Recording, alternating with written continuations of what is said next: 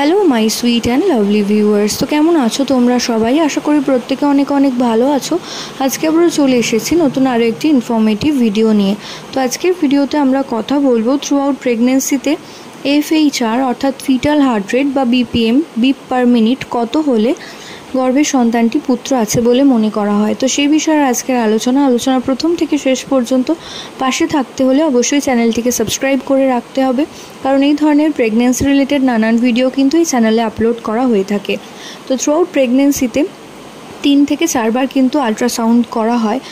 প্রথম আলট্রাসাউন্ড হয় ফার্স্ট ট্রাইমেস্টারে, অর্থাৎ ফার্স্ট ট্রাইমেস্টারে একদম শুরুতেই হয়, যেটাকে বলা হয় 8 থেকে 10 সপ্তাহের মধ্যে একটা USG করা হয়, এবং সেকেন্ড USG আবার করা হয় 5ম মাসে গিয়ে, যেটাকে বলা হয় অ্যানোমালি স্ক্যান। এবং থার্ড যেটা করা হয়, থার্ড হচ্ছে যে একদম শেষের দিকে করা হয় বাচ্চার পজিশন দেখার জন্য, কারণ তার সিসেকশন হবে না নর্মাল ডেলিভারি হবে, সেই জন্য কিন্তু এই ধারণা করার জন্য থার্ড টাইম USG করা হয়। তো থ্রু আউট প্রেগনেন্সি যদি তোমরা দেখো FHR প্রত্যেকটি বারে 140-এর ওপর রয়েছে, তাহলে কিন্তু তোমরা ধারণা করে নিতে পারো গর্ভের সন্তানটি অবশ্যই একটি ফুটফুটে পুত্র সন্তান আসতে চলেছে।